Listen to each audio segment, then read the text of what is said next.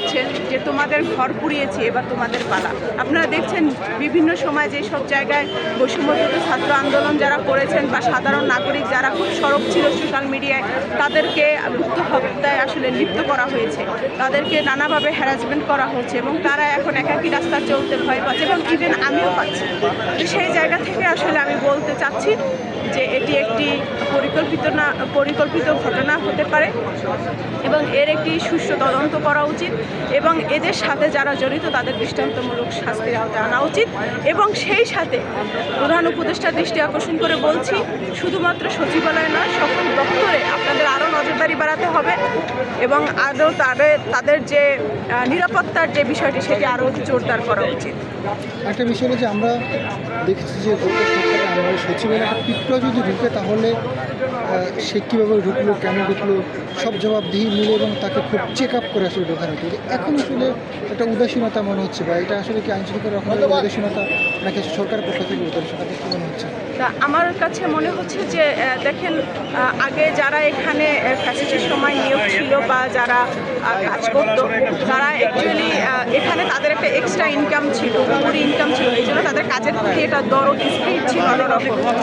সেটি কিন্তু এখন বন্ধ হয়ে গিয়েছে। আপনি দেখবেন রাস্তা দিয়ে চলার সময় ট্রাফিক বক্সের মধ্যে ট্রাফিকরা কিন্তু বসে বসে তারা গেম খেলছে, তারা নানা ধরনের ভিডিওস দেখছে, তারা টিকটক দেখছে, যার কারণে হচ্ছে গিয়ে তাদের যে একটা মামলা দিলে যে একটা ইনকাম বা এই সেই এক্সট্রা ইনকাম ছিল বা এখানে সেই জিনিসটা আসলে বন্ধ হয়ে গেছে। যার কারণে হচ্ছে গিয়ে তারা এখন কাজের প্রতি তারা একেবারেই উদাসীন, দায়িত্বের প্রতি উদাসীন।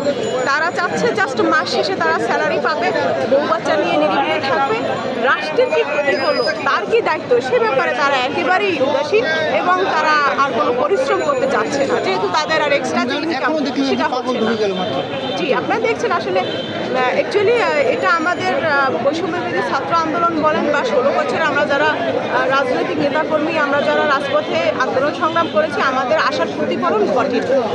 5 তারিখের পর যে নতুন বাংলাদেশ আমরা চেয়েছিলাম, সেই বাংলাদেশের প্রতিচ্ছবি আমরা দেখছি না, বরং আমাদের কাছে মনে হয় যে আমরা যারা আন্দোলন করেছি, সামনে থেকে নেতৃত্ব দিয়েছি, সামনে অ্যাকচুয়ালি আমরা কতদিন বাঁচবো, হ্যাঁ আমাদের আসলে সুস্থভাবে বাঁচতে দেওয়া হবে কি না সেটি নিয়ে সংশয়।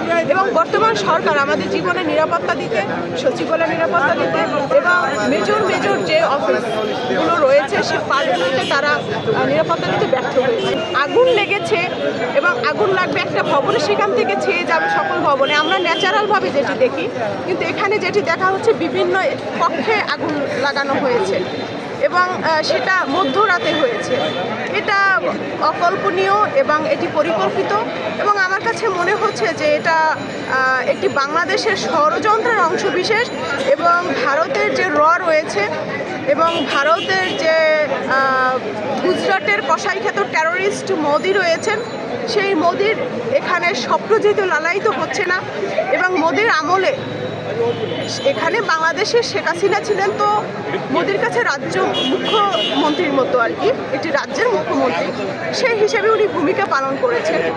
সেই সময় দেশবিরোধী যত চুক্তি ছিল, যত দেশের নিয়ে যত ষড়যন্ত্র ছিল, অ্যাকচুয়ালি সেই ডকুমেন্টসগুলো তারা লোপাট করেছে এবং আগুন নামে একটি খেলা খেলেছে এবং সেই বিষয়টি আপনাদের কাছে আমাদের কাছে প্রমাণ করতে চাচ্ছে যে আগুনের মধ্য দিয়ে সেই বিষয়গুলো ধ্বংস হয়ে গেছে। অন্তর্বর্তীকালে সরকারের কোনো দায় দেখছেন কিনা এ ব্যাপারে? দেখেন, শুধু একটা আগুন কেন নিয়ে আপনার প্রশ্ন করছেন, আমার কাছে এটা খুব লাগে যে অন্তর্বর্তী সরকার 5ই আগস্টের পর আপনি অ্যাজ এ জার্নালিস্ট কেন, আপনি তো একজন গণমাধ্যমে আছেন, আপনার আশার আলোর যে আকাঙ্ক্ষা ছিল সেটার কি পরিলক্ষিত হয়েছে? আপনারা কি দেখছেন সেই পরিবর্তন কি এসেছে?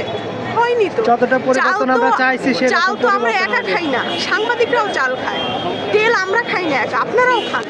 চাল, ডাল, তেল, তারপর নিত্য যে দ্রব্যমূল্য রয়েছে তার ঊর্ধ্বগতি, সেখান থেকে শুরু করে সাধারণ মানুষের জীবনের নিরাপত্তা, সেটা থেকে শুরু করে সকল সেক্টরে এভরিওয়ান, প্রতিটা মানুষের মুখে আমি একটা কথাই শুনছি যে এই সরকার মূলত ব্যর্থতার দিকে হাঁটছে এবং এর দায় অবশ্যই এই অন্তর্বর্তী সরকার বলেন, উপদেষ্টা মণ্ডলী বলেন, তাদের অবশ্যই এই দায় নিতে হবে।